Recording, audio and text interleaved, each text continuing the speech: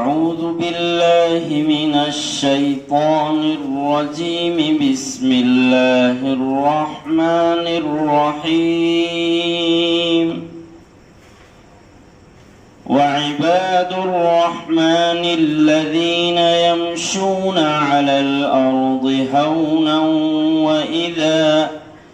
وإذا خاطبهم الجاهلون قالوا سلاما والذين يبيتون لربهم سجدا وقياما والذين يقولون ربنا اصرف عنا عذاب جهنم إن عذابها كان غراما إنها ساءت مستقرا ومقاما والذين إذا أنفقوا لم يسرفوا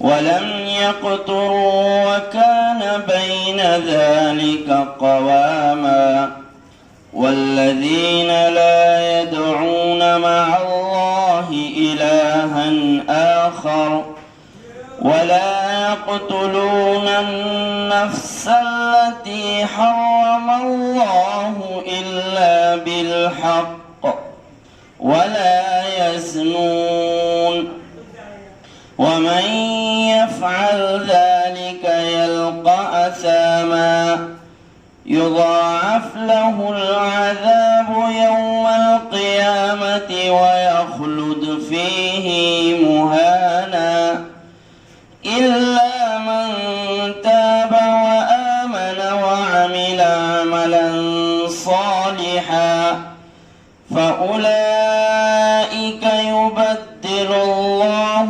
سيئاتهم حسنات وكان الله غفورا رحيما۔ قرآن پاک کی یہ سورہ فرقان کی چند آیات کی تلاوت ہوئی ہے۔ ان آیات کا ہم ترجمہ بھی دیکھ لیتے ہیں، سب سے پہلے سن لیتے ہیں۔ وَعِبَادُ الرَّحْمَنِ الَّذِينَ يَمْشُونَ عَلَى الْأَرْضِ هَوْنًا، اور رحمان کے بندے وہ ہیں جو زمین پر عاجزی اور تواضع کے ساتھ چلتے ہیں، اور جب جاہل اور نادان لوگ ان سے بحث و مباحثہ کرتے ہیں تو وہ سلامتی کی بات کر دیتے ہیں۔ اور رحمان کے بندے وہ ہیں جو رات میں اپنے رب کے سامنے سجدہ اور قیام کرتے ہیں، یعنی نماز پڑھتے ہیں۔ اور رحمان کے بندے وہ ہیں جو دعا کرتے ہیں کہ اے ہمارے رب، جہنم کے عذاب سے ہماری حفاظت فرما، بے شک اس کا عذاب پوری تباہی اور بربادی ہے۔ یقیناً دوزخ ٹھہرنے اور رہنے کی بری جگہ ہے۔ اور رحمان کے بندے وہ ہیں جب وہ مال خرچ کرتے ہیں تو فضول خرچی نہیں کرتے، اور بخل اور تنگی نہیں کرتے، اور ان کا عمل اس کے درمیان ہوتا ہے، اعتدال والا ہوتا ہے۔ اور رحمان کے بندے وہ ہیں جو اللہ تعالیٰ کے ساتھ کسی دوسرے معبود کو نہیں پکارتے۔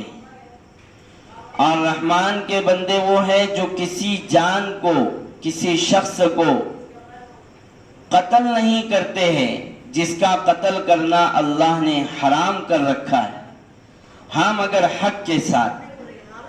اور رحمان کے بندے وہ ہیں جو زنا نہیں کرتے، اور جو ایسا کرے گا تو وہ اس کی سزا پائے گا، اسے قیامت کے دن دگنا عذاب دیا جائے گا، یا اس کا عذاب بڑھتا چلا جائے گا، اور وہ اس عذاب میں ذلیل اور رسوا ہو کر رہے گا۔ ہاں مگر جو شخص توبہ کر لے اور ایمان لائے اور نیک عمل کر لے تو ایسے لوگوں کے برائیوں کی جگہ اللہ تعالیٰ ایسے لوگوں کی برائیوں کو اللہ تعالیٰ نیکیوں سے بدل دے گا، یا اللہ تعالیٰ انہیں نیکیاں عطا فرمائے گا۔ اور اللہ تعالیٰ بڑے غفور الرحیم۔ بہرحال یہ ایک رکوع ہے سورہ فرقان، 19ویں پارے کی یہ سورت ہے، اور 19ویں پارے کی سورہ فرقان کا یہ آخری رکوع ہے۔ اللہ تعالیٰ کا بڑا فضل و احسان ہے کہ رمضان المبارک کے بعد یہ جو شوال کا مہینہ شروع ہوا، جو آپ کی مسجد عائشہ میں قرآن پاک کی تفسیر کی یہ بڑی بابرکت محفل لگی۔ سلوڑ شہر کو یہ خصوصیت حاصل ہے کہ یہاں کی اکثر مساجد میں ہفتے واری قرآن پاک کی تفسیر ہوتی ہے۔ اللہ کا بڑا فضل احسان ہے۔ تو اس ہفتے میرے دوست مولانا شہزاد انہوں نے درخواست کیا کہ مولانا آپ آئے ہوئے ہیں تو آج آپ کو ہم دعوت دیتے ہیں عائشہ مسجد میں۔ تو چونکہ یہ بڑی سعادت مندی ہے، بڑی میرے لیے خوش نصیبی ہے، اس لیے میں نے اسے قبول کیا۔ قرآن پاک اللہ کا کلام ہے، ہم سب جانتے ہیں، ہمارا عقیدہ ہے، ہمارا ایمان ہے۔ دنیا کی سب سے سچی کتاب جس کے سچ ہونے میں ذرا بھی شک نہیں ہے، اور یہ ہدایت کی کتاب ہے۔ ہدایت کی کتاب تلاوت کی تو ہے ہی ہے، ہدایت کی بھی ہے کہ جو بھی انسان، دنیا کا کوئی انسان اگر وہ اس قرآن پاک کو پڑھے، سنے اور اس کلام پاک کو سمجھے اور سمجھ کر اس پر عمل کرے تو انشاءاللہ، بلکہ اللہ کی ذات سے پورا یقین ہے کہ وہ اس کتاب سے ہدایت پا ہی جائے گا، جس کو اللہ تعالیٰ نے خود فرما دیا ھدی للمتقین، کہ اس کتاب کو پڑھنے اور سمجھنے کے بعد اللہ تعالیٰ ہدایت بھی دے دیتے ہیں اور اپنے خاص متقی بندوں میں شامل کر لیتے ہیں، ھدی للمتقین۔ تو بہرحال یہ جو آیتیں پڑھی گئی ہے، وَعِبَادُ الرَّحْمَنِ الَّذِينَ يَمْشُونَ عَلَى الْأَرْضِ هَوْنًا، اللہ کے خاص بندے کون ہیں، اللہ کے مقرب بندے کون ہیں، اللہ کیسے بندوں سے بہت محبت کرتا ہے، ایسے بندوں کی کچھ صفات اور کچھ عادات اور ان کے کچھ اخلاق ان آیتوں میں بیان کیے گئے۔ اس لیے اس موضوع کا اور اس تفسیر کا عنوان آج کی عباد الرحمن، اللہ کے خاص بندے کون۔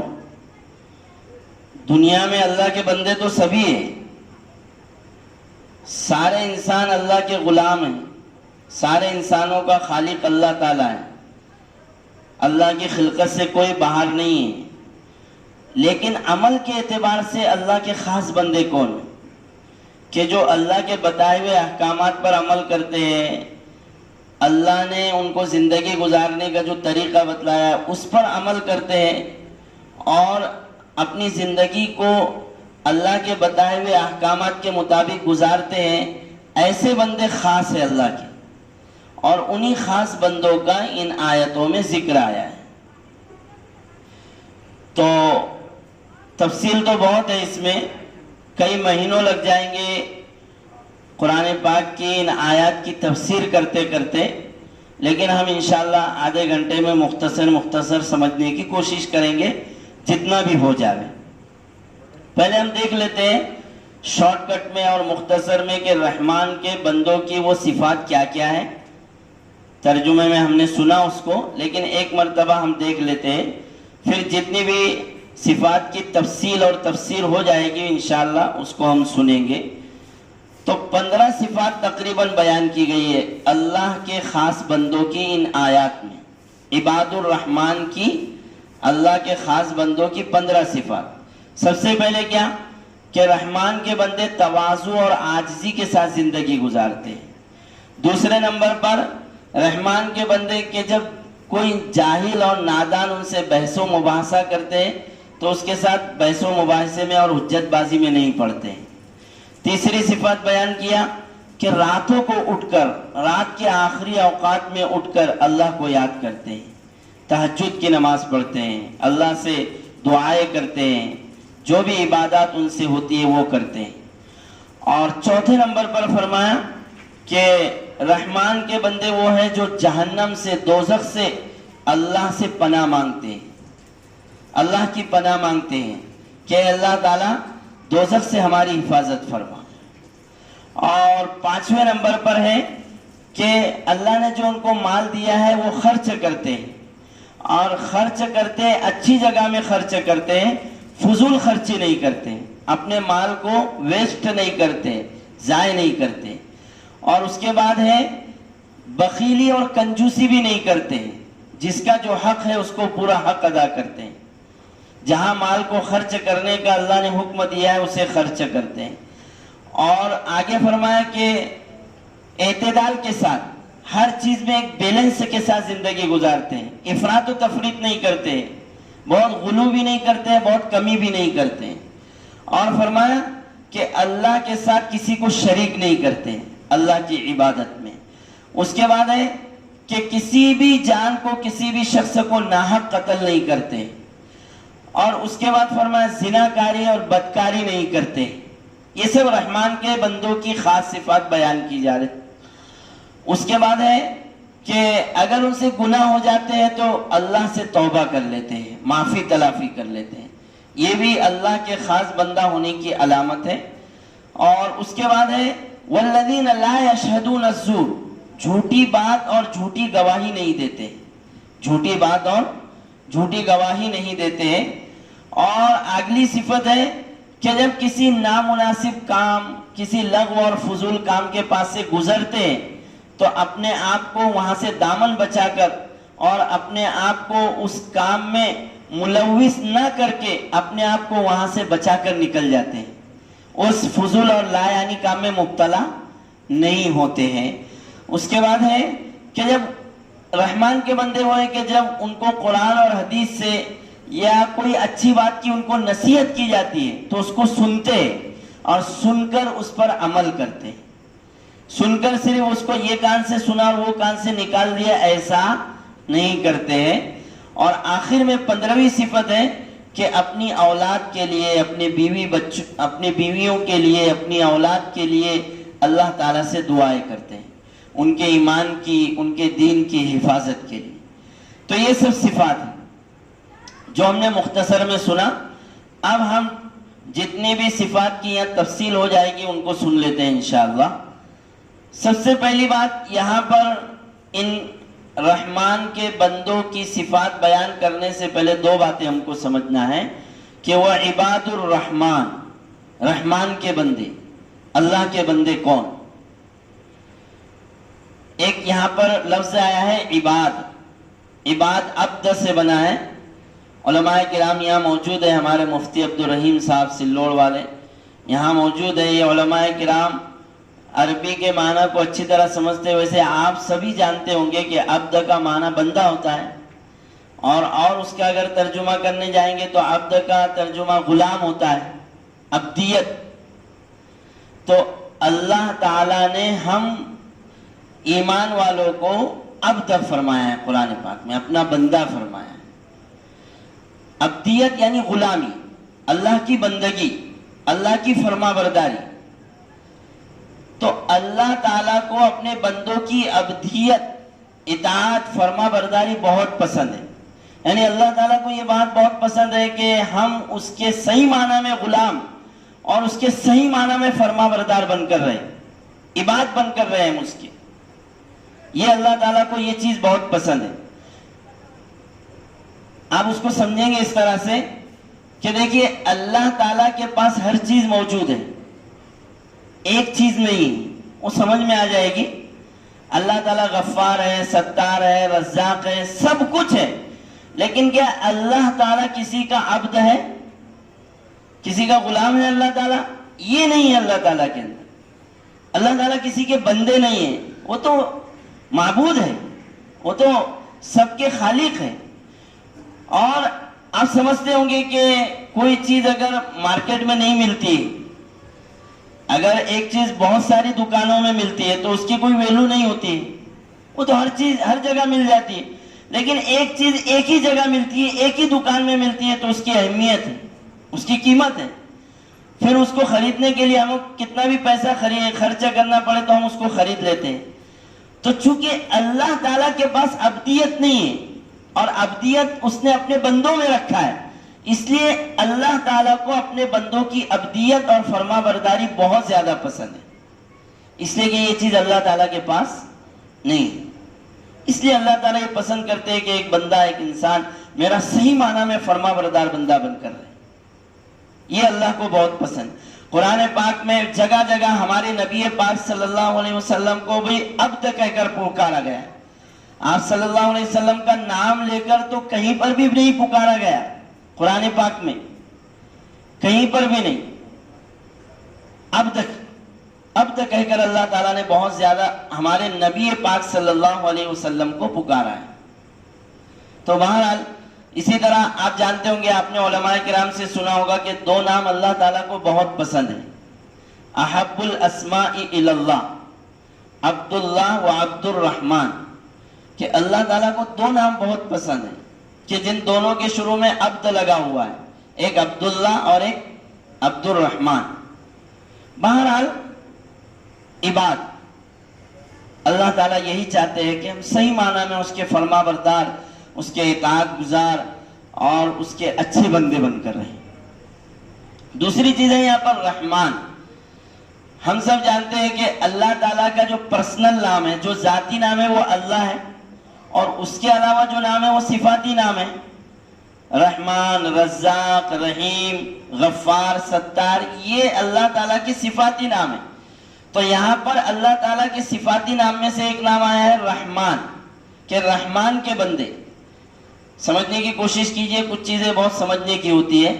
یہاں پر اللہ تعالیٰ نے اس آیت میں ایسا نہیں فرمایا عباد اللہ، اللہ کے بندے. کیا فرمایا؟ عباد الرحمن. الرحمن کا معنی کیا ہوتا ہے؟ مہربانی کرنے والا، کرم کرنے والا، رحم کرنے والا. یعنی اللہ تعالیٰ کا سچا اور اچھا بندہ بننا بھی اللہ تعالیٰ کے رحم و کرم پر ہے. کہ اللہ تعالیٰ اپنا رحم و کرم کرے گا ہمارے اوپر، توفیق دے گا ہم کو، تو انشاءاللہ ہم ضرور اللہ تعالیٰ کے نیک اور سچے بندے بن جائیں.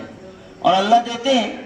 کہنے کا مطلب یہ ہے کہ اللہ کا بندہ بن جانا یہ کوئی خریدنے کی چیز نہیں ہے کہ کوئی دکان سے خرید لیا عبدیت اور بندہ ہونا اور وہ اللہ کا اچھا بندہ بن گیا. نہیں، اس کے لیے کوشش کرنا پڑے گا، اللہ تعالیٰ سے توفیق مانگنا پڑے گی، اللہ تعالیٰ سے دعائیں کرنا پڑے گی، اللہ تعالیٰ سے رحم و کرم مانگنا پڑے گا، تب جا کر ہم اللہ تعالیٰ کے سچے اور اچھے بندے بنیں. وعباد الرحمن، یہ بات ہو گئی.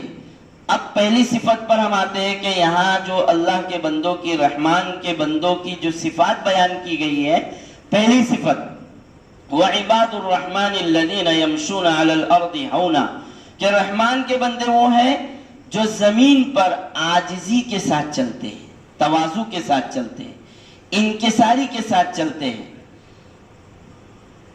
اس بات کی خواہش اور تمنا نہیں کرتے ہیں کہ ہم کو کوئی بڑا بولے، بلکہ اپنے آپ کو چھوٹا بنا کر رکھتے ہیں، کمتر بنا کر رکھتے ہیں.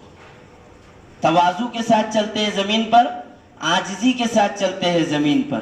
یعنی تواضع اختیار کرتے ہیں، عاجزی کے ساتھ زندگی گزارتے ہیں، اپنے اندر میں پناہ نہیں رکھتے ہیں، جس کو ہم اپنی بھاشا میں ایسا کہیں گے. یہ اللہ تعالیٰ کو بہت پسند ہے اپنے بندوں کی طرف سے، کہ جو بھی اپنی زندگی میں عاجزی اختیار کرے گا، تواضع اختیار کرے گا، وہ اللہ کا مقرب اور خاص بندہ بن جائے. بڑائی اور تکبر، گھمنڈ اللہ کو پسند نہیں. اللہ تعالیٰ حضور پاک صلی اللہ علیہ وسلم فرماتے حدیث قدسی میں، الکبریاء ردائی والعظمت ازاری، کہ بڑائی تو میری چادر ہے اور عظمت اور بزرگی تو میری ازار ہے. اللہ تعالیٰ، یہ حدیث قدسی ہے، تو حدیث قدسی اس کو کہتے ہیں کہ جو آپ صلی اللہ علیہ وسلم اپنی زبان مبارک سے فرمائیں اور وہ میسیج اور وہ بات اللہ تعالیٰ کی ہو، اور جو ان دونوں چیزوں کو اللہ سے کھینچے گا، چھینے گا، تو اللہ تعالیٰ فرماتے ہیں میں اس کو عذاب دوں۔ بہرحال تواضع اور عاجزی یہ اللہ کے خاص بندوں کی، اللہ کے مقرب بندوں کی صفت۔ اسی کو فرمایا یہاں پر کہ زمین پر عاجزی کے ساتھ چلتے ہیں، یعنی اس سے مراد ہے تواضع کے ساتھ زندگی گزارتے ہیں۔ یہاں پر لفظ جو آیا ہے کہ زمین پر عاجزی کے ساتھ چلتے ہیں، لیکن اس سے مراد کیا ہے کہ تواضع کے ساتھ رہتے ہیں۔ تواضع اور عاجزی تو دل میں ہوتا ہے نا، دل میں ہوتا ہے کہ دل سے آدمی اپنے آپ کو چھوٹا سمجھے، بڑائی کا اظہار نہ کرے، اس کا تعلق دل سے ہوتا ہے۔ لیکن تواضع کے اثرات اور تواضع کا اظہار انسان کی چال ڈھال سے ہوتا ہے، انسان کی چال ڈھال سے ہوتا ہے۔ اگر اس کی چال ڈھال میں اور اس کی باتوں میں بہت بڑائی ہے، بہت بڑا پن ہے، اکڑ کر مکڑ کر چلتا ہے، باتیں بڑی بڑی کرتا ہے، تو لوگ اس کو کہیں گے اپنے آپ کو بہت بڑا سمجھتا ہے نا۔ اور اگر عاجزی کی چال چلتا ہے، تواضع کی چال چلتا ہے، اپنی چال ڈھال میں بڑا پن نہیں بتاتا ہے، تو پھر لوگ کہیں گے نہیں یار بہت اچھا آدمی ہے، عاجزی کے ساتھ رہتا ہے، تواضع کے ساتھ رہتا ہے۔ اس لیے اللہ تعالیٰ نے فرمایا کہ تواضع والے بندے وہ ہیں، عاجزی والے بندے وہ ہیں جو زمین پر عاجزی کے ساتھ چلتے ہیں۔ ٹھیک ہے؟ ہاں، ایک بات اور سمجھیے، عاجزی اور تواضع کی چال الگ ہوتی ہے، اور بہت دھیرے دھیرے چلنا، 5 سیکنڈ کے بعد ایک قدم اٹھا رہا ہے، پھر 5 سیکنڈ کے بعد ایک مرے ہوئے کی طرح یا بیمار کی طرح ایک دم لوس بن کر، تو وہ عاجزی اور تواضع کی چال نہیں ہے۔ آپ سمجھیے اس بات، وہ تو بیمار آدمی کی طرح ہے۔ تواضع اور عاجزی کی چال اس کے حرکت سے اور اس کے عمل سے سمجھ میں آ جائے گی۔ آپ صلی اللہ علیہ وسلم کے چلنے کا طریقہ کیا ہوتا تھا کہ اذا مشى كأنما ينحط من سبب، کہ آپ صلی اللہ علیہ وسلم ایسے چلتے تھے کہ جیسے آپ ڈھلوان سے اتر رہے۔ اب آپ خود سوچئے کہ ڈھلوان سے آدمی اترتا ہے تو تھوڑا اسپیڈ میں ہوتا ہے نا، تو چال چلنے اور چلنے کا طریقہ ہم کو مذہب نے یہ بتلایا کہ بہت زیادہ اسپیڈ میں بھی نہیں ہونا چاہیے اور بہت زیادہ لوس بھی نہیں ہونا چاہیے، درمیانی چال ہونا چاہیے، درمیانی چال ہونا چاہیے۔ حضرت عمر ابن خطاب رضی اللہ عنہ کے بارے میں تو آپ جانتے ہیں، وہ امیر المؤمنین اور خلیفۃ المسلمین تھے اور بہت جلالی آدمی تھے۔ تو انہوں نے ایک آدمی کو بہت آہستہ آہستہ چلتے ہوئے دیکھا، ایک دم بیمار کی طرح، اس پر کوڑا اٹھایا کہ کیوں اتنا آہستہ آہستہ چلتا ہے، بیمار ہے؟ تو انہوں نے کہا نہیں بیمار نہیں ہوں۔ تو حضرت عمر نے کہا کہ سیدھی چال چلو، اتنا بیمار کی طرح مت چلو، درمیانی چال چلو، اور بہت زیادہ اسپیڈ سے چلنے کو بھی منع فرمایا۔ اسی سے ایک مسئلہ ہمیں سمجھ میں آتا ہے کہ ہم جب نماز میں آتے ہیں، نماز میں تو امام صاحب رکوع میں آ جاتے ہیں جب، تو رکعت پانے کے لیے ہم کو معلوم ہے کہ رکوع میں ہم شامل ہو جائیں گے تو رکعت مل جائے گی، یہ مسئلہ ہم کو معلوم ہے۔ تو ہم کیا کرتے ہیں کہ امام صاحب رکوع میں چلے گئے نا، تو وہاں سے گیٹ سے اتنا اسپیڈ میں بھاگتے ہوئے آتے ہیں کہ ایسا لگتا ہے کہ مسجد گر جائے گی، اب اتنی اسپیڈ میں چل۔ مفتی صاحب موجود ہے، مسئلہ جانتے ہیں، منع ہے شریعت میں۔ آپ وقار سے آئیے، کوشش کیجئے رکعت ملے، لیکن اتنا بھی بھاگ کر اور دوڑ کر نہیں کہ دوسروں کو تکلیف ہو جائے۔ پھر کون پیر سے ٹکرا رہا ہے اور کون گر رہا ہے، پڑ رہا ہے، اس کا وہ واقعہ مجھے یاد آ رہا ہے۔ حضور پاک صلی اللہ علیہ وسلم کے زمانے میں ایک صحابی رضی اللہ عنہ بہت دوڑتے ہوئے آئے، بہت کا مطلب اسپیڈ میں آئے، تو رکعت پانے کے لیے آپ صلی اللہ علیہ وسلم امامت فرما رہے ہیں اور وہ تیز آئے دوڑتے ہوئے، ان کی سانس پھولنے لگی، تھک گئے دوڑنے سے۔ آپ صلی اللہ علیہ وسلم سمجھ گئے کہ کوئی نہ کوئی بھاگ کر آیا ہے۔ آپ صلی اللہ علیہ وسلم نے سلام پھیرا، اور سلام پھیرنے کے بعد جو بھی معمولات تھے وہ مکمل کیے، اور پھر آپ نے اعلان فرمایا کہ کون ابھی بہت دوڑتے ہوئے آئے ہیں نماز میں رکوع پانے کے لیے، رکعت پانے کے لیے؟ تو وہ صحابی نے فرمایا کہ حضور میں آیا۔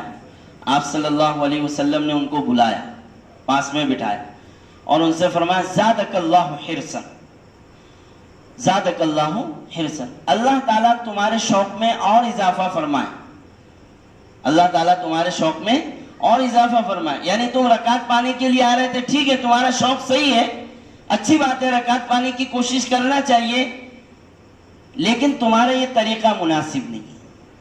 سمجھایا حضور نے اچھے سے کہ رکعت پانے کی، تم میرے پیچھے نماز پڑھنے کے لیے تم ایک رکعت پانا چاہ رہے تھے، اچھی بات ہے، لیکن لا تعود، آئندہ ایسا مت کرنا، اتنا دوڑتے ہوئے مت آنا تاکہ کسی کو تکلیف ہو جائے، ایسا نہ ہو کہ کسی کو تکلیف ہو جائے، اتنا زیادہ مت دوڑتے ہوئے آنا۔ تو یہ اس سے ایک بات اور سمجھ میں آئی کہ ہمارے نبی پاک صلی اللہ علیہ وسلم کے سمجھانے کا انداز کتنا اچھا تھا۔ ایسا نہیں کہ ان کو بلایا، ایسا کیوں کیا، کیوں بھاگتے آئے، آپ کو سمجھ میں نہیں آتا ہے؟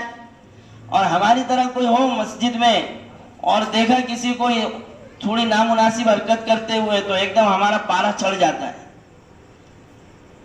بچوں کے ساتھ ہو یا کسی، یہ ٹھیک نہیں ہے۔ آپ کسی کو بھی سمجھائے مسجد میں، اچھے سے سمجھائے، وضو خانے پر ہو یا رکعت میں ہو یا مسجد میں ہو، یہ ہمارے نبی پاک صلی اللہ علیہ وسلم کا طریقہ۔ بہرحال حونا وَإِذَا خَاطَبَهُمُ الْجَاهِلُونَ قَالُوا سَلَامًا، ہمارے نبی پاک صلی اللہ علیہ وسلم کی تواضع اور عاجزی کی زندگی ہم دیکھیے کہ ہمارے نبی پاک صلی اللہ علیہ وسلم کتنے چھوٹے بن کر رہتے تھے، کتنے عاجزی کے ساتھ رہتے۔ ہم سنتے ہیں جماعت میں، دعوت و تبلیغ میں بھی ہم سنتے ہیں، فضائل اعمال میں سنتے ہیں، منتخب احادیث میں سنتے ہیں کہ آپ صلی اللہ علیہ وسلم خود ہی بکریوں کا دودھ دوہتے تھے، خود ہی آپ صلی اللہ علیہ وسلم گدھے کی سواری پر اگر سوار ہونا چاہتے تو خود سوار ہو جاتے اور اپنے پیچھے کسی کو بٹھا لیتے، اور آپ کو کوئی شرم نہیں آتی، کوئی آپ کو عار محسوس نہیں ہوتی اس میں۔ آپ صلی اللہ علیہ وسلم غلاموں کی دعوت بھی قبول کر لیتے، آپ صلی اللہ علیہ وسلم جنازے میں شرکت کرتے۔ تو یہ سب آپ صلی اللہ علیہ وسلم کے تواضع اور عاجزی کی باتیں ہوتی تھی۔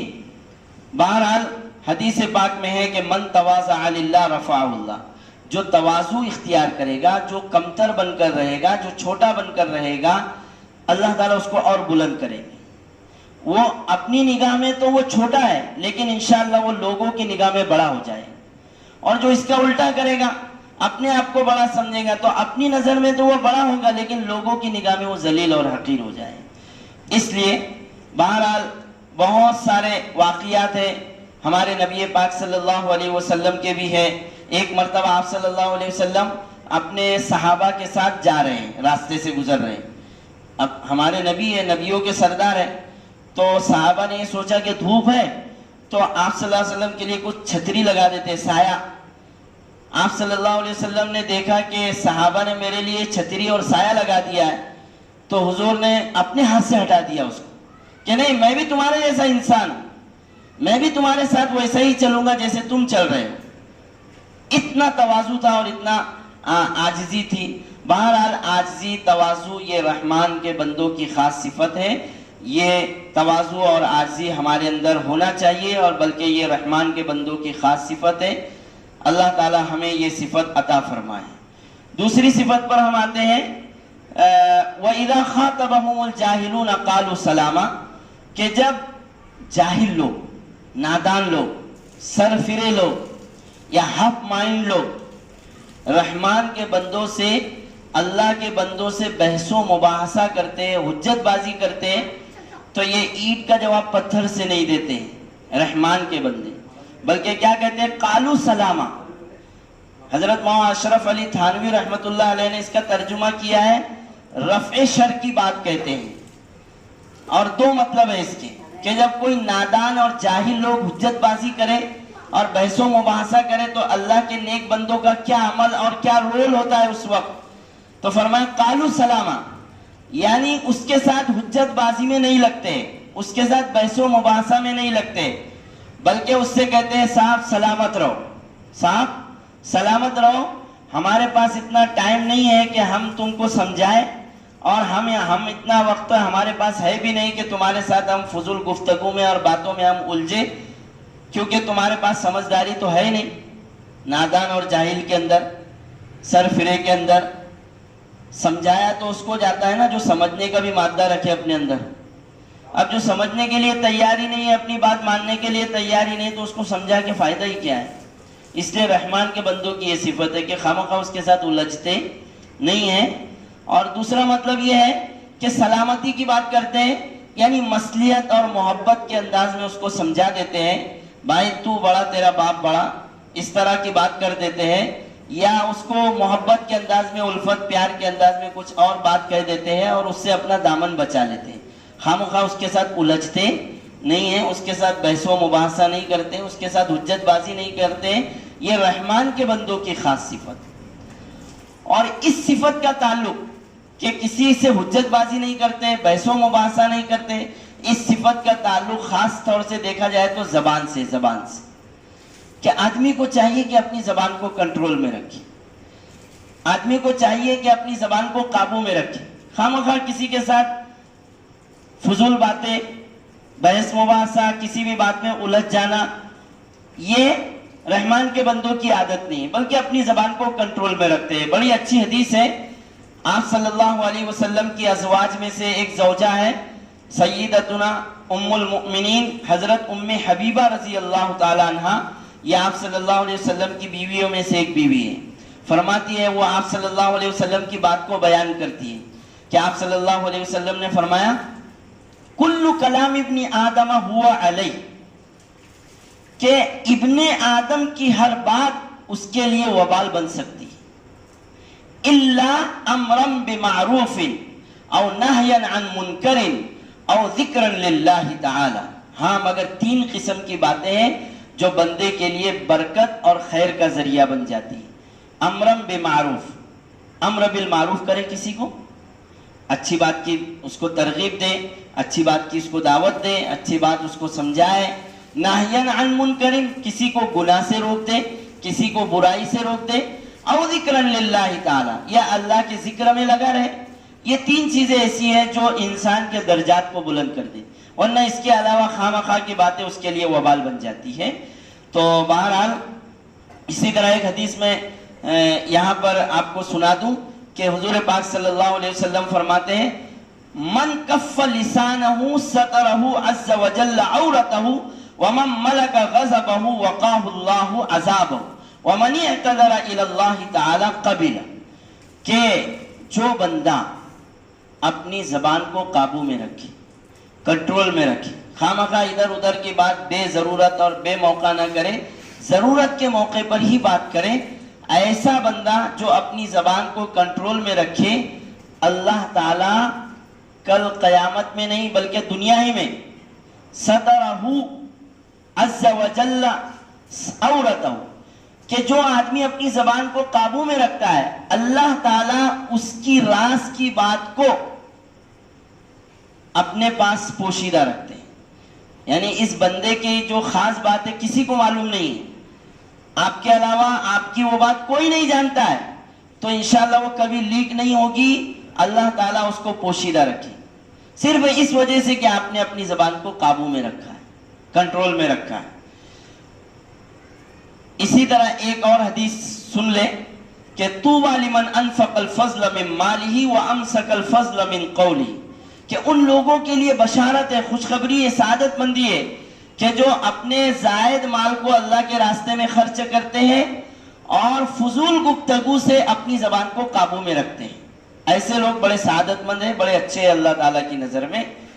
بہرحال یہ سب حدیثیں ہیں، ان سے ہم کو سمجھ میں آتا ہے کہ خامخواہ حجت بازی، بحث و مباحثہ، تیری میری، یہ انسان کی عزت کو ختم کر دیتی ہے، اور ان سب چیزوں سے بچنا یہ اللہ کا خاص بندہ بنا دیتی ہے.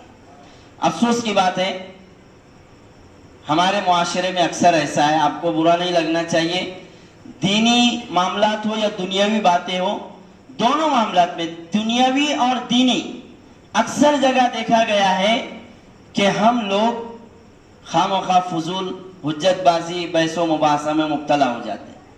کہیں پر ہوٹل میں خالی جگہ مل گئی، یا کوئی شٹر میں اچھی خالی جگہ مل گئی، تو دو چار دیوانے اور سر پھرے بیٹھ گئے اور دنیاوی کوئی ٹاپک مل گیا جس میں کوئی فائدہ نہیں، کوئی آئی پی ایل کی بات آ گئی یا کوئی اور دوسری بات آ گئی یا کوئی اور دوسری بات آ گئی اور بیٹھ گئے اور اس پر شروع ہو گئے، اور ایسی چلتی ہے کہ گھنٹوں ختم نہیں ہوتی ہے۔ وہ ہوٹل والے بھی تنگ آ جاتے ہیں بیچارے، اور ہر کوئی اپنے آپ کو اس میں ہوشیار سمجھتا ہے، یعنی میری بات زیادہ صحیح، کوئی کسی کی ماننے کو تیار ہوتا نہیں، میں جو کہہ رہا ہوں وہ زیادہ صحیح۔ تو یہ ایسا ہے، دنیاوی معاملات میں تو ہے ہی ہے، دینی معاملات اور دینی مسائل میں بھی ایسا ہے کہ کوئی ایسا دینی مسئلہ ہے جس کے بارے میں صحیح تحقیق نہیں ہے، اس کا صحیح حوالہ معلوم نہیں ہے، اس کی صحیح دلیل معلوم نہیں ہے کہ وہ مسئلے کی حقیقت کیا ہے، اور اسی مسئلے پر دو چار مل کر اتنا زیادہ حجت بازی اور بحث و مباحثہ اور اپنا وقت ضائع کرتے ہیں، ایسا لگتا ہے کہ وقت کے بڑے مفتی صاحب یہی ہیں۔ تو ایسے وقت میں ہم کو مفتیان کرام سے، علماء کرام سے رجوع کرنا چاہیے۔ سوشل میڈیا پر بھی بھروسہ نہیں کرنا چاہیے۔ سوشل میڈیا پر تو میں سمجھتا ہوں 70% چیزیں غلط ہوتی ہیں، اس پر کوئی بھروسہ نہیں کرنا چاہیے۔ ہمارے علماء کرام ہیں، مفتیان کرام ہیں، ہم ان سے رجوع کریں، ان کے پاس جائیں مسائل کے حل کے لیے، عزت کے ساتھ جائے، وقار کے ساتھ جائے۔ بہرحال بحث و مباحثہ اور حجت بازی تیری میری ایک دوسرے سے، یہ اللہ کو پسند نہیں ہے۔ حدیث پاک میں ہے ان ابغض الرجال الی اللہ الالد الخصم، حدیث پاک ہے کہ اللہ تعالیٰ کو انسانوں میں سب سے ناپسند انسان، ان ابغض الرجال الی اللہ، سب سے ناپسند انسان وہ ہے جو جھگڑالو اور ضدی، جو جھگڑالو اور الالد الخصم، معنی پوچھ سکتے ہیں آپ علماء کرام سے۔ ایک تو ضدی ہے، اپنی ضد پر اڑا ہوا ہے، اپنی بات کو ماننے کے لیے تیار نہیں ہے، معلوم ہے کہ میں غلطی پر ہے پھر بھی ماننے کے لیے تیار نہیں، اور جھگڑالو اللہ تعالیٰ کو بڑے ناپسند۔ اسی طرح ایک حدیث اور ہے من جادل فی خصومت بغیر علم لم یزل فی سخط اللہ، کہ جو کسی معاملے میں بغیر تحقیق اور بغیر علم کے بحث و مباحثہ کرتا ہے، حجت بازی کرتا ہے، اس پر مسلسل اللہ کا غضب نازل ہوتا ہے، حتی ینزیع، یہاں تک کہ وہ اس بحث و مباحثہ سے اپنے آپ کو الگ کر لے۔ جب الگ کرے گا تو پھر اللہ کا غضب رک جائے گا۔ تو بہرحال یہ سب حدیثیں ہیں۔ آتے ہیں ہم تیسری صفت پر، والذین یبیتون لربہم سجدا وقیاما والذین یقولون ربنا اصرف عنا عذاب جہنم۔ یہ آخری بات ہے، پھر ہم اس کو ختم کر دیں گے انشاءاللہ، کہ رحمان کے بندے وہ ہیں جو راتوں کے اوقات میں اٹھ کر تہجد کی پابندی کرتے ہیں، اللہ کو یاد کرتے ہیں، اللہ سے دعائیں کرتے ہیں۔ یہ بھی رحمان کے بندوں کی خاص صفت ہے، تہجد گزاری، شب گزاری، اور شب گزاری میں عبادت گزاری، اللہ کو یاد کرنا، اللہ کو منانا۔ قرآن پاک میں بے شمار جگہ، اکثر جگہ تہجد کی نماز کے بارے میں اور رات کی عبادت کے بارے میں بڑی تعریفیں آئی ہے اللہ کے بندوں کی۔ تتجافى جنوبهم عن المضاجع يدعون ربهم، کہ ان کے پہلو ان کے بستروں سے الگ رہتے ہیں، اپنے رب کو یاد کرتے ہیں رات کے آخری اوقات میں۔ كانوا قليلا من الليل، کہ رات کے اوقات میں بہت کم سوتے ہیں، بیدار رہتے ہیں۔ اسی طرح امن هو قانت آناء الليل ساجدا وقائما يحذر الآخرة ويرجو رحمة ربي۔ اسی طرح ہے ومن الليل فتهجد به نافلة لك۔ کہیں پر آیا الصابرین والصادقین والقانتین والمنفقین والمستغفرین بالاسحار، کہ جو رات کے آخری اوقات میں اٹھ کر اللہ سے معافی تلافی کرتے ہیں، اللہ نے ان کی بھی تعریف کیا ہے۔ تو تہجد کی نماز یہ رحمان کے بندوں کی خاص صفت ہے، اللہ کا خاص اور مقرب بندہ بن جاتا ہے اس نماز کے ذریعے۔ نمازیں تو سب ہے، سب فضیلت والی ہے، فرض نماز ہے، نفل نماز ہے، یہ بھی اپنی جگہ پر ہے، لیکن خاص طور سے یہ نماز، اس کے ذریعے اللہ تعالیٰ کا خاص درجہ بندے کو حاصل ہو جاتا ہے۔ حدیث پاک میں ہے کہ ان افضل الصیام بعد رمضان، افضل الصیام بعد رمضان شہر اللہ الحرام، کہ رمضان کے روزوں کے بعد سب سے فضیلت والے روزے محرم کے روزے، وَأَفْضَلُ الصَّلَاةِ بَعْدَ الْفَرِيضَةِ صَلَاةُ اللَّيْلِ، اور فرض نمازوں کے بعد سب سے زیادہ فضیلت والی نماز رات کی نماز ہے، یعنی تہجد کی نماز۔ ایک اور حدیث مجھے یاد آ رہی ہے، حضرت عمرو ابن عبسہ رضی اللہ عنہ، بلکہ کوئی دوسرے صحابی ہے، وہ روایت کرتے ہیں کہ آپ صلی اللہ علیہ وسلم فرماتے ہیں کہ جنت میں کچھ بالا خانے، غرفہ جس کو بولتے ہیں عربی میں، اور اس کو اردو میں بولتے ہیں بالا خانے، اور اس کو ہم انگلش میں بولتے ہیں سیکنڈ فلور، یعنی اوپر والے منزلے کو بولتے ہیں بالا خانہ، غرفہ۔ تو جنت میں کچھ بالا خانے، وہ بالا خانوں کی خاص بات یہ ہے کہ ان کا باہر سے اندر کی چیزیں نظر آتی ہے اور اندر سے باہر کی چیزیں نظر آتی ہیں۔ جیسے آج جو شیشے وغیرہ لگائے جاتے ہیں نا، تو لیکن وہاں کی صفت اور وہاں کی بات تو الگ ہی ہے۔ وہاں دنیا سے اس کو ہم تشبیہ، دنیا کی چیز جیسا اس کو ہم نہیں کہہ سکتے ہیں، سمجھنے کے لیے تو ہم بول سکتے ہیں، مثال دے سکتے ہیں۔ تو بہرحال وہ بالا خانے اور بڑے خوبصورت ہیں۔ حضرت ابو موسیٰ اشعری رضی اللہ عنہ نے حضور پاک صلی اللہ علیہ وسلم سے پوچھا کہ اللہ کے رسول، یہ بالا خانے جنت میں کس کے لیے تیار کیے گئے ہیں؟ تو حضور نے فرمایا لمن الان الکلام واطعم الطعام وبات للہ قائما والناس نیام، کہ جو وہ بندہ، تین صفتیں، وہ بندے جو اپنی زبان میں نرمی رکھتے ہیں، سختی اور ٹیڑے پن کی بات نہیں کرتے ہیں، وَأَطْعَمَ الطَّعَامِ، غریبوں کو بھوکوں کو کھانا کھلاتے ہیں، اور جو رات میں کھڑے ہو کر اللہ کو یاد کرتے ہیں، ایسے وقت میں یاد کرتے ہیں کہ لوگ سوئے ہوئے ہوتے ہیں۔ تو یہ سب تہجد کی فضیلت ہے، تہجد کی باتیں ہیں۔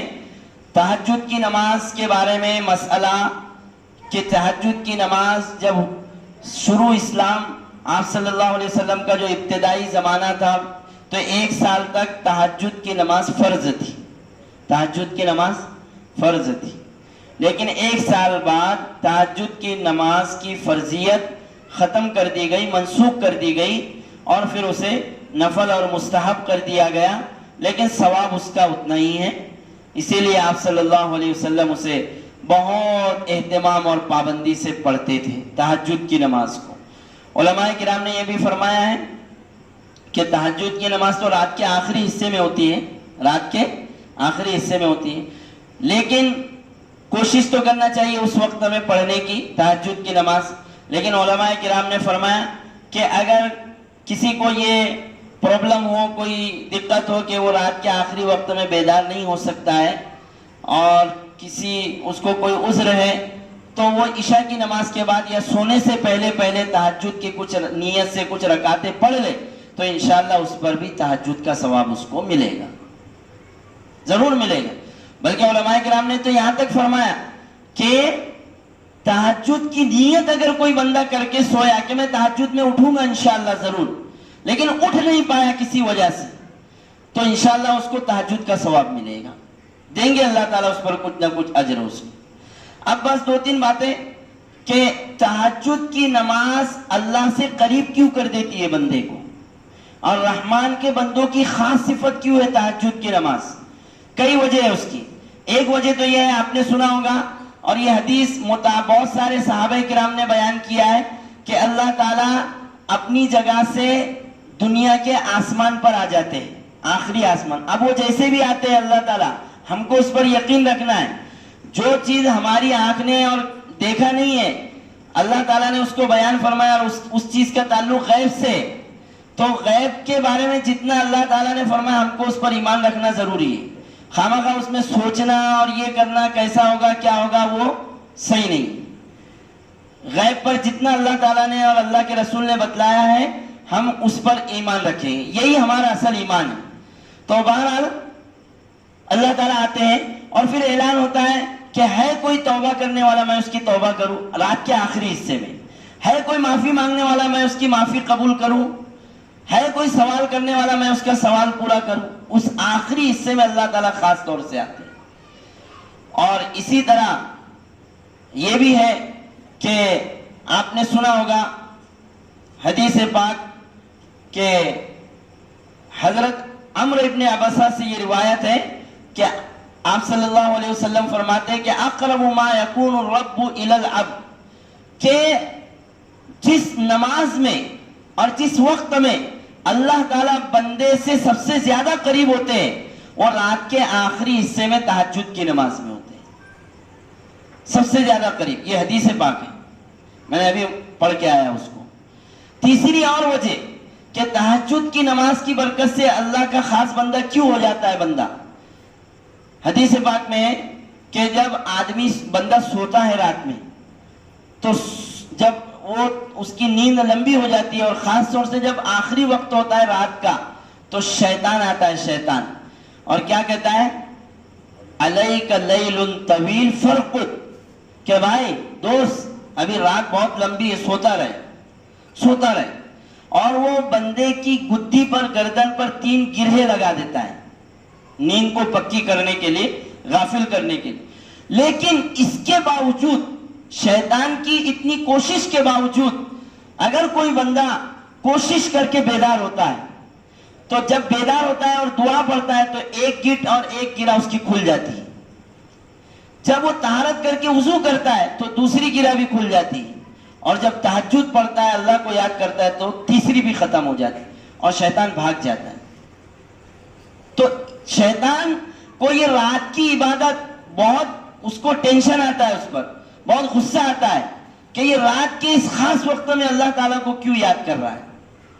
تو کوشش کر کے بندہ جب اللہ کو یاد کرتا ہے نا تو اللہ سے بہت قریب ہو جاتا ہے۔ اللہ تعالیٰ ہم سب کو تہجد کی پابندی کی توفیق دے۔ کوشش کرنا چاہیے، معمول بنانا چاہیے، معمول بھی بنانا چاہیے، معمول بن جائے تو اس کو توڑنا نہیں چاہیے۔ کسی چیز، کوئی بھی چیز کا ہو، تھوڑی عبادت کیجئے لیکن اس کو پابندی سے کیجئے۔ ایسا نہیں کہ آج 100 رکعت پڑھ لیا اور پھر 15 دن تک چھٹی، ایسا نہیں ہونا چاہیے۔ خیر العمل ما دیم علیہ، بہترین عمل ہوا جس کی پابندی کی جائے، چاہے وہ تھوڑا ہو۔ بہرحال تہجد کی نماز پر یہ چند باتیں ہیں۔ والذین یقولون ربنا اصرف عنا عذاب جہنم ان عذابها کان غراما، رحمان کے بندوں کی خاص صفت یہ کہ جہنم سے پناہ مانگتے، اللہ سے دعا کرتے، اللہ جہنم سے ہماری حفاظت فرمانا، دوزخ سے ہماری حفاظت فرمانا ہے اللہ تعالیٰ۔ یہ رحمان کے بندوں کی خاص صفت میں داخل ہے۔ کیوں بھائی؟ دیکھیے اللہ تعالیٰ نے اپنے بندوں کے لیے ایک بہترین مہمان خانہ جس کو ہم جنت کہتے ہیں وہ تیار کر رکھا ہے، اور بد عمل لوگوں کے لیے، بے ایمانوں کے لیے، اللہ کے دشمنوں کے لیے اللہ نے وہ جہنم تیار کر کے رکھا ہے۔ دونوں موجود ہے۔ ہمارا یہ عقیدہ ہے، ہمارے دینی مدارس میں وہ کتاب پڑھائی جاتی ہے، علماء کرام یہاں موجود ہے، وہ جانتے ہیں، العقیدۃ الطحاویہ، اس میں موجود ہے الجنت والنار مخلوقتان، کہ جنت اور جہنم دونوں یہ اللہ کی مخلوق ہے اور ان کا وجود ہے، ابھی موجود ہے، موجود اللہ تعالیٰ نے، بلکہ اسی روایت میں آگے ہے کہ اللہ تعالیٰ نے ساری مخلوق کو پیدا کرنے سے پہلے جنت اور جہنم کو بنا دیا تھا۔ تو دیکھیے، اور ایک اور بات جہنم کے بارے میں، پھر دعا ہو جائے گی انشاءاللہ، کہ جہنم کی چوڑائی کتنی ہے، جہنم کتنی بڑی ہے، اس کو ہم قرآن پاک کی آیت سے ہی سمجھ سکتے ہیں کہ جہنم کتنی بڑی ہے، دوزخ کتنی بڑی ہے۔ قرآن پاک کی آیت ہے یوم نقول لجہنم حل امتلأت وتقول حل من مزید، کہ ایسا ہوگا کل قیامت میں کہ جہنم کو اور جنت کو بھرنے کا وہ ہوگا، ایک فگر ہوگا کہ کتنی تعداد میں جہنم اور جنت کو بھرا جائے گا، کہ 1000 میں سے 1 جنت میں جائے گا اور 999 دوزخ میں جائے گا۔ یہ ڈیفرنس ہے، یہ فرق ہے، اتنی کثرت سے جہنم میں لوگ جائیں گے۔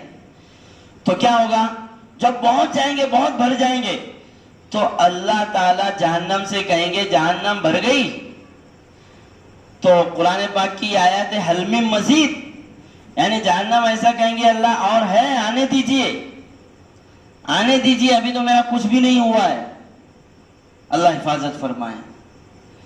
پھر کیا ہوگا کہ اللہ تعالیٰ اخیر میں جہنم اور دوزخ کے اوپر اپنا پیر رکھیں گے، تو پھر وہ کہیں گے اب بس بس، کیونکہ انسانوں سے تو وہ بھرے گی نہیں. اور جنت کے لیے اللہ تعالیٰ ایمان والوں کے علاوہ، اپنے بندوں کے علاوہ نئی مخلوق پیدا کریں گے اور ان کو جنت میں ڈالیں. تو بہرحال یہ جنت اور جہنم تو ہم سب جانتے ہیں کہ دیکھیے سب سے بڑی کامیابی تو آخرت میں یہ ہے کہ ہم جہنم سے بچ جائیں اور جنت میں اللہ تعالیٰ ہم کو داخل اور انشاءاللہ داخل کرے. ادنا سے ادنا ایمان والا انشاءاللہ وہ جنت میں ضرور جائے گا، چاہے وہ اپنے گناہوں کی وجہ سے، اپنی بدعملیوں کی وجہ سے، اپنے گناہوں کی وجہ سے کچھ نہ کچھ اس کو دوزخ میں سزا پانا پڑے گی. لیکن اگر ایمان تھوڑا بھی، جماعت میں ہم سنتے ہیں نا کہ رائی کے دانے کے برابر بھی ایمان بچا کر جائیں گے تو انشاءاللہ دنیا سے 10 گنا بڑی جنت اللہ تعالیٰ عطا فرمائے. وہ حدیث میں ہے، عقل قوہ سے ایک وہ رسالہ بھی چھپا ہے، اس میں بھی وہ ایمان کے اوپر باتیں ہیں. اس میں یہ حدیث ہے کہ سب سے چھوٹا جنتی جب وہ جہنم سے سزا پا کر ادنا ایمان والا، سب سے کم ایمان والا، جب اللہ تعالیٰ اس کو دوزخ سے نکال کر جنت میں بھیجیں گے تو اس کو کہیں گے کہ ہم نے تجھے جنت میں جتنا تجھے چاہیے وہ عطا کر دیا ہے کہ تو جنت میں چلا جا. تو وہ اللہ تعالیٰ سے کہیں گے، اللہ تعالیٰ سے وہ بندہ کہیں گا کہ اللہ تعالیٰ آپ میری مذاق تو نہیں کر رہے، کیونکہ میں تو بہت گنہگار ہوں. لیکن اللہ تعالیٰ فرمائیں گے کہ نہیں، ہم نے اپنے فضل و کرم سے تجھے تیرے ایمان کی برکت سے، تو ایمان کی حفاظت کرے، اپنے ایمان کی، اپنے بچوں کے ایمان کی. کیسی سازشیں چل رہی ہے اور کیسی ہوائیں چل رہی ہے، اور زمانہ بڑا فتنے اور فساد کا ہے. ایسے زمانے میں ہمارے ایمان کی قدر و قیمت بہت زیادہ بڑھ گئی، بہت زیادہ. اور ایسے زمانے کے ایمان والوں کی اللہ کے رسول صلی اللہ علیہ وسلم نے بہت تعریف کیا ہے، بہت تعریف کیا ہے. وہ تفصیلی حدیث ہے، وہ انشاءاللہ کسی وقت آئے گی. تو بہرحال وہاں جہنم سے حفاظت ہو جانا اور جنت مل جانا، یہ ہماری سب سے بڑی کامیابی رہے گی.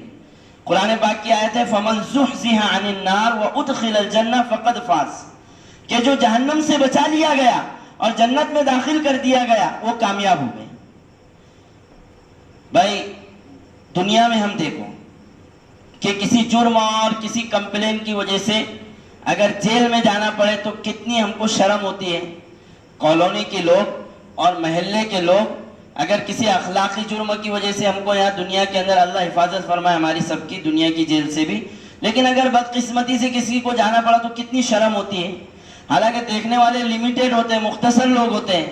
ارے وہاں تو اولین اور آخرین ہوں گے نا، ساری دنیا کے لوگ موجود ہوں گے. اور وہاں اگر کسی کو کہہ دے اللہ تعالیٰ کہ چلے جاؤ جہنم اور دوزخ میں، تو کیسی گزرے گی. اس لیے رحمان کے بندے خاص طور سے یہ دعا کرتے ہیں کہ اللہ تعالیٰ ہماری حفاظت، اللہ تعالیٰ ہم سب کی جہنم سے حفاظت فرمائے اور جنت میں ہمارا داخلہ آسان فرمائے. اب انشاءاللہ یہ باقی جو صفات ہے کسی وقت موقع ملے گا تو اس کو ہم سنیں گے انشاءاللہ تعالیٰ. اللہ تعالیٰ عمل کی توفیق عطا فرمائے. کئی سنی ہوئی باتوں پر دعا فرما لے. بسم اللہ الرحمن الرحیم. اللہم صلی علی سیدنا و مولانا محمد مبارک وسلم. اللہم ارحمنا یا ارحم الراحمین. اللہم انکا عفو تحب العفو فاعف عنا یا کریم. اللہم اغفر لنا ذنوبنا یا رب العالمین. اللہم طہر قلوبنا من النفاق والشقاق وسوء الاخلاق. اللہم اغفر لنا ذنوبنا یا رب العالمین. اللہم احفظنا من کل بلاء الدنیا وعذاب القبر وعذاب الآخرہ. اللہم انا نسألک الجنہ ونعوذ بک من النار. اللہم انا نسألک الجنہ ونعوذ بک من النار. یا اللہ بے شک ہم گناہگار ہیں، خطاکار ہیں، قصوروار ہیں. یا اللہ ہم نے گناہ کر کے، خطائیں کر کے، نافرمانیاں کر کے آپ کو ناراض کیا ہے، آپ کو غضب دلایا ہے. لیکن اے اللہ ہمیں ہمارا معبود اور ہمارا خالق یا اللہ تو ہی ہے. یا اللہ ہم تجھی سے اپنی ضرورتیں مانگتے ہیں. یا اللہ ہم تیرے ہی سامنے ہاتھ پھیلاتے ہیں، ہم کسی کے سامنے ہاتھ نہیں پھیلا سکتے ہیں. یا اللہ اپنے فضل و کرم سے، رحم و کرم سے ہمارے گناہوں کو معاف فرما دیں.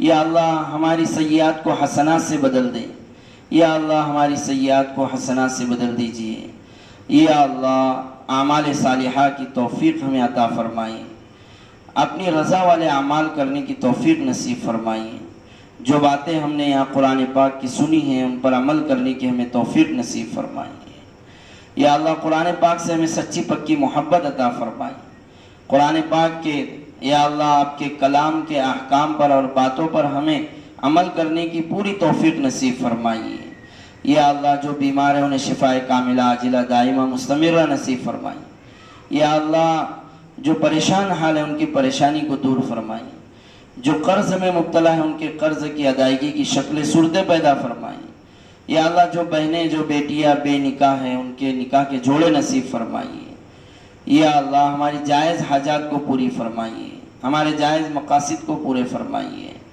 یا اللہ جو ہمارے مرحومین ہو چکے ہیں ان کی بال بال مغفرت فرمائیے، انہیں جنت میں اعلیٰ مقام نصیب فرمائیے، حاضرین میں یا اللہ جو بھی اپنی جائز مقصد کو یا اللہ آپ سے مانگنے والا ہے یا اللہ ان کے جائز مقاصد کو پورے فرما دیجیے، یا اللہ جو مانگا ہے وہ بھی عطا فرمائیے، جو مانگنے سے رہ گیا وہ بھی اپنے فضل و کرم سے عطا فرمائیے، یا اللہ ہماری دعاؤں کو نبی پاک صلی اللہ علیہ وسلم کے صدقے طفیل میں قبول فرمائیے۔ سبحان ربک رب العزت عما یصفون وسلام علی المرسلین والحمد للہ